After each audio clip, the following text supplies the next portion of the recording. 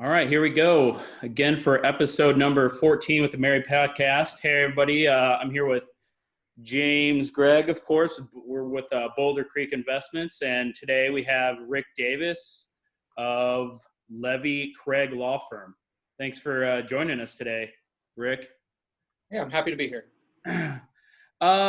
So today you are on the legal side, and obviously a very important person to a lot of us in the real estate field, especially when it comes to contracts, working with, development, transactions, big build projects. Go ahead and tell the crowd about yourself, the law firm, what you specifically, and then we can get into some more detailed questions. Yeah, that sounds great. So as you mentioned, I'm an attorney with Levy Craig. Been with this firm since about last year. A little bit about the firm itself. We've been around for about 80 years, a little over 80 years. We currently have 18 attorneys, fluctuates right about that number, and about 30 people total with staff and that kind of thing. The firm has a bit of a general practice. We do offer some things like law and bankruptcy and general civil litigation, but the majority of the attorneys in the firm focus on real estate construction related issues. So we have attorneys that work with big developers working on commercial projects around town. And we have attorneys that work with homeowners. And so it kind of goes all through that spectrum of the real estate industry. Like I said, I've been with the firm for about a year now. Before that, I had a solo practice here in Kansas City as well, doing the same work and working with a lot of the same clients. This just gave me a better platform for having sources for my clients when I came over here. So what I do, like I said, it's in the real estate realm. I always like to joke that if it involves property, I probably do it. If it doesn't involve property, I probably don't. And so that's the simplest way to put it. I do both ends of the spectrum, litigation and transactional work, and work a lot. About probably 70% of my clients are people that would be members of a group like MAREI or other investor groups. They're people that are investing in real estate a lot of times as a side project. Maybe they have a full-time, regular W-2 job, but they're doing this as an extra income stream, that kind of thing. And like I said, kind of front to end. So on the front end, when they're dealing with forming the entities, preparing contracts to deal with contractors, purchase and sale contracts, I help with that side. Hopefully more of that side, because that's the fun side when we see projects go well. But when they don't, we come in and help on that back end too, whether it be general litigation, representation of bankruptcy claims, that kind of thing. So. Yes, sounds good. And like you said, we were talking previously, so it's better to get a solid contract than to bring you in later. And, obviously it's going to be much more costly. You waste a bunch of time and dealing with issues after the fact because your contract isn't solid. Yeah, and that's one thing I like to say a lot to investor clients that I work with. And I should note too, I've invested myself. I've been a landlord. I've purchased fix and flip properties. And I kind of understand the pressure that we all feel in that the numbers can be tight. Any additional expenses, if something goes wrong, all of a sudden you're losing money or you're not making the money you intend. And so there's that instinct to say, well, I don't want to pay for an attorney. I can find something on the internet. I can pull a form, whatever it might be. I've never had a problem before, famous last words, right? But what I find is really that what's relatively small investment and often less than people think, because you have this idea of, it's going to cost $100,000 to hire a lawyer. Well, that's not true. We're talking about a lot of this stuff, but it might be at the end when you have to get to litigation. So it's just like anything else you invest in the business. You're going to invest in buying the right software. You might invest in buying leads if you're trying to find properties, whatever it might be. This is just one more of those aspects where it's good to put the money in and invest, and then you save that money on the back end. Mm-hmm. That makes sense. I guess before we get into some general questions, because it's the thing to ask nowadays, COVID and pandemic stuff, what has that changed anything for you lately in your field, or are you seeing anything? Has it just slowed down your work a little bit? Because I know real estate, obviously, transactions picking up now. Yeah. So yes, drastically would be the answer, but not necessarily drastically in the way that changes the outside world, more from kind of our side. The courts have been essentially frozen for months now, 2 months. We're doing hearings remotely or not at all. Trials are continued. And so that side of the practice, the litigation side, is very different at this point. And a lot of my clients I'm dealing with, we don't know when we're going to get you to court anymore. So we don't know when they're going to step back up. On the transactional side, there are definitely some deals that would have gone through that have stopped. I can think of a client that we have that was dealing with a retail development that they canceled that contract kind of as soon as this all came out, because obviously retail is a whole different world at this point than it was 3 months ago even. So we're seeing some slowing on that side, but what we're starting to see, especially in the past few weeks, is kind of other areas of investment popping back up. So we've seen a little bit more of an uptick in the past few weeks of people getting more involved. There are residential deals to be found because there's not quite as, it's a different market, now when you're looking for these properties, things aren't being marketed the way they used to. We're not having open houses, but there are deals there. So we're seeing that start to tick up a little bit more. But again, it's all different. It's all different at this point. It's funny that you mentioned a contract falling through. We're trying to work through a commercial contract on an apartment building ourselves. So we're quite familiar of the effects of the pandemic, right, James? It's an exciting time in everyone's life, isn't it? Yeah, I could have done without it, but that's a whole nother story. Yeah. So Rick, I'm curious, outside of craziness due to the whole COVID pandemic, what sorts of tips and tricks do you recommend to clients, or maybe even before people are clients, as they're looking at real estate from kind of a legal perspective? Yeah. Well, I think one thing that for us to think about, and one of the jokes is that you don't hire an attorney for the marriage, you hire that for the divorce. And so that's probably one of the things I would say is, I don't care who your best friend is, how long you've known them, think about the things that could go wrong. I know we're going to talk a little bit about contractors today, and I think that really illustrates well with contractors, because you can have the best contractor that's been doing flooring work for the past 20 years, never had a problem. All of a sudden he gets sick, or he hires some bad subs, or his wife divorces him, or whatever it might be, and now all of a sudden he becomes a bad contractor. And it's the same thing when you're dealing with any kind of real estate deal or a partner you're looking at, is that everything's great, everything goes well until it doesn't. Something changes in their life, something happens. So always try to think about that. The other side that I would say is try to be creative. Don't get scared away from the stuff that other people may not want to touch because of legal issues. And so, for example, we've got some developer clients that really go after kind of environmentally challenged properties, ones that have environmental issues. And they make a good amount of money because those are properties that other people don't want to touch. Other clients that I see maybe hit properties with title issues. That's a big one. If you have the patience to deal with cleaning up title issues, most of the time they can do that, and not for as much money as you might think. And so I think that would be another tip I would give is don't be afraid of looking for something that other people might be scared of because of some kind of legal issue.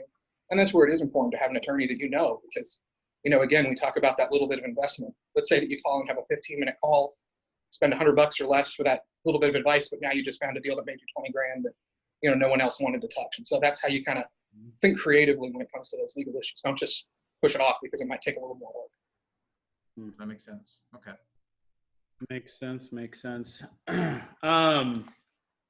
When you talk about provisions and everything, like in a contract, most people, I'm sure, just kind of sign the estimate or like a quote, maybe with the contractor's terms or not terms.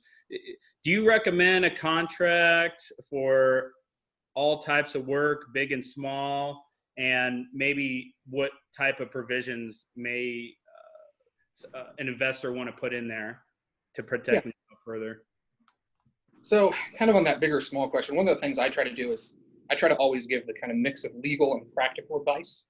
And I think that's important to think about. So big or small, I wouldn't say every contract or every project needs to have a contract. If you're hiring someone, $100 to do some demo work for you, you probably don't need to do a contract on that. On the flip side, obviously, if you're doing a $200,000 project, let's get a contract together. So, for you have to figure out where you fall on that spectrum.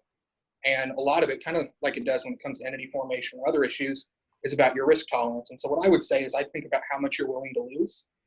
And so if you could lose $500 that you're spending on someone and not care, or maybe not care, that's not the right word, but be able to go on, then the contract's maybe not as important because you're willing to risk that money. If $500 to you is a lot of money because you're one of the best stories, my favorite stories here on Bigger Pockets and things, Red Robin server or something like that, that's gotten into investing, that $500 may be a big deal. So it may be more important to get that contract for that person than it is for, say, a different investor. So I think that's kind of one part of the question. I think the other part that I would think about too is, again, think creatively and globally when it comes to contracts. And I particularly talk about this when it comes to amendments to contracts or changes or things like that. I think most people, when we say the word contract, think go to a lawyer, get a form, maybe get it notarized, fancy document. But the fact is that courts enforce things much less formal than that as contracts. And so, for example, if I text you and said, I want you to come do this plumbing work, you text back and say, yes, I'll do it for $200. That's a contract. And people don't always think about that. So I think, again, on that spectrum, if you're on your smaller end contracts, maybe you don't need to get as formal of a contract written, but you make sure it's in writing and make sure that there's both sides to it. So there's the acknowledgement from each side. These are the terms that we're agreeing upon. And I would try to do at least that in every contract. And I would really try to do that with changes. So if you have that conversation on the job site or by the phone, followed up with a text message that just says, hey, confirming what we talked about, you're going to do that extra electrical work for $200. So. Okay. Is that a recent thing that they just started accepting? I'm sure like email and everything like that is good to go. So they're accepting text communication is okay? Yeah, and part of it to think about is that, you also don't have to have contracts in writing with the exception of certain contracts. Now, I'll give one of the exceptions since we're dealing with real estate right here. The purchase of real estate does need to be in writing. But when you're not dealing with the purchase of real estate, so if you're dealing with a contract, it doesn't need to be in writing.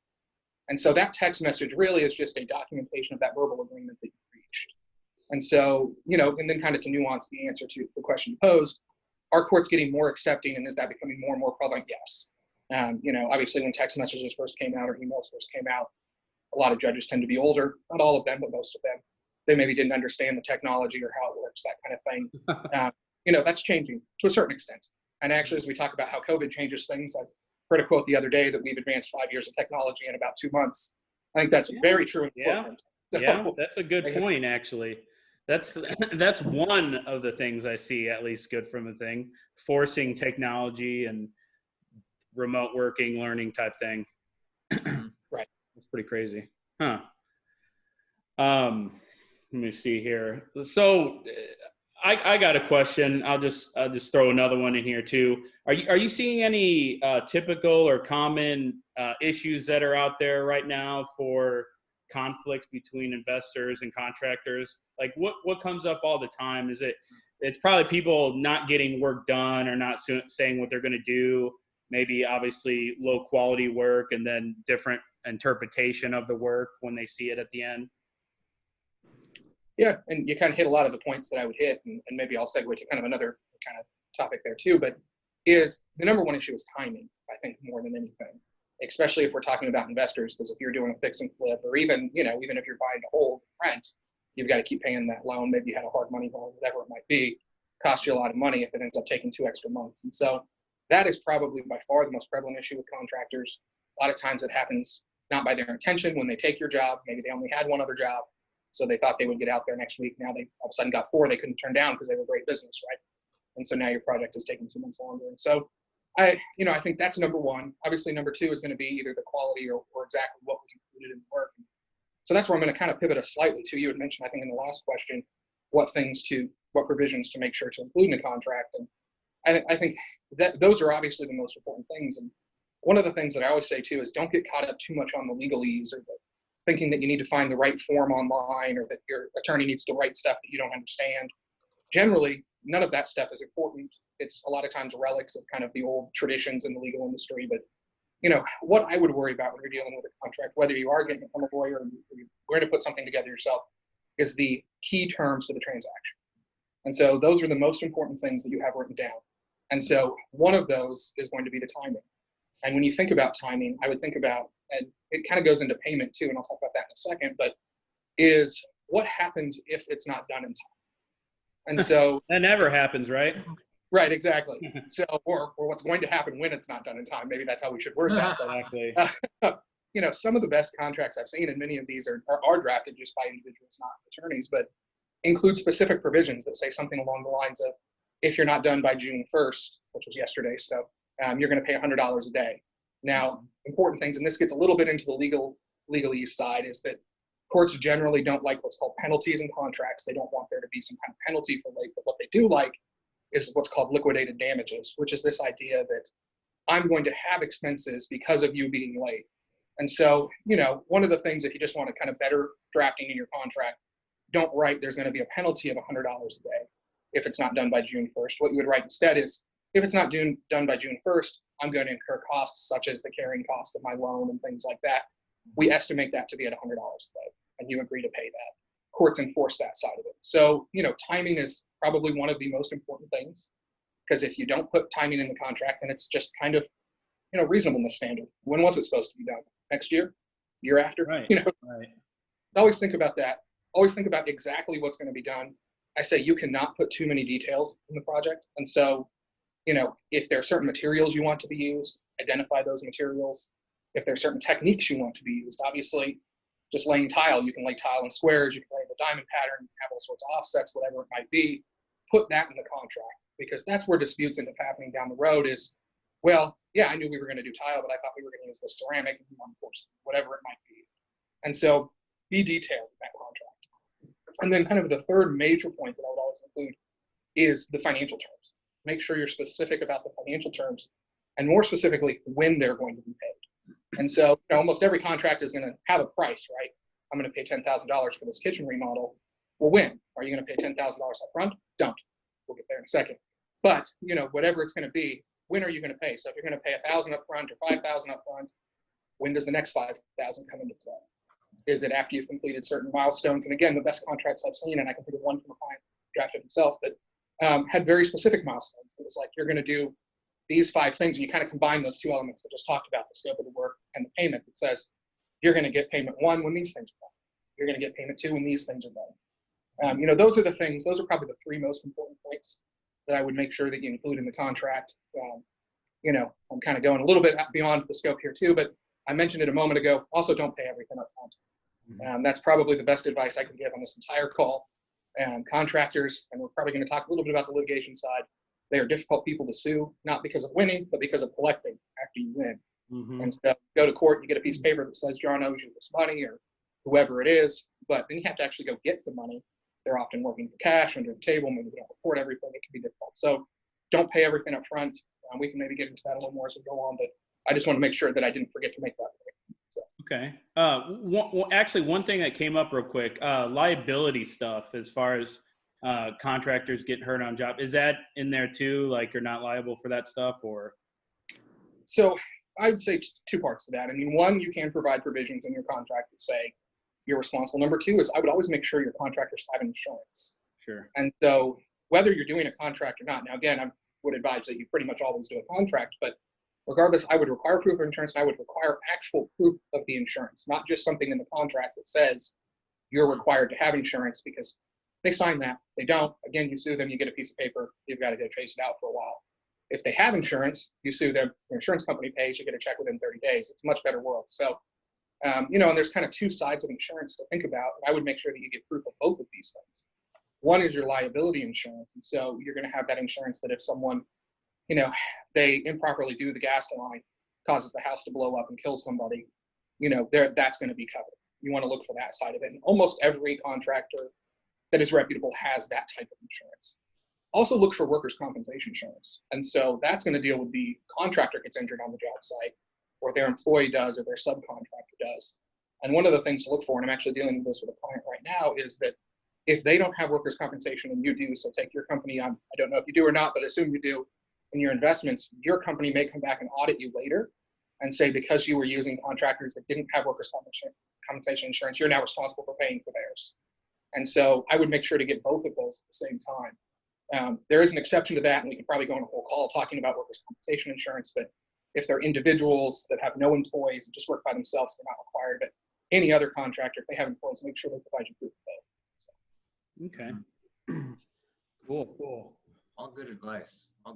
Now, normally we kind of move on. We ask for advice section, but I feel like we're already just getting it. Like, we just need to sit here and listen to the master class. I'm curious now, can you give any examples of any hard lessons that you've, I guess, maybe experienced yourself, or that you've seen some of your clients run across with some of these or other points they haven't mentioned yet? Yeah, I mean, the hardest lessons are giving too much money up front. I mean, that's probably the big. And so, you kind of talk about the vetting contractor side. If they're requiring you to pay the entire project up front, that probably is a red flag, because that should, now again, if it's a $100 plumbing job, it's a little different story. But, if it's a decent sized project, 5,000, 10,000 or more, and they're wanting everything right up front, that probably means they don't have the money to perform the work, and they're needing your money, or they're needing your money to pay for someone else, which is something common. So, that's the thing I would watch for the most. Like I mentioned earlier, You sue a contractor, you get that judgment, they can be difficult to collect against. You may also run into issues if you hired, so you thought you were hiring Steve, whoever, but it's actually Steve's Handyman Service LLC. You sue Steve's Handyman Service LLC. Well, they've closed up. He's now off doing financial, selling insurance or something.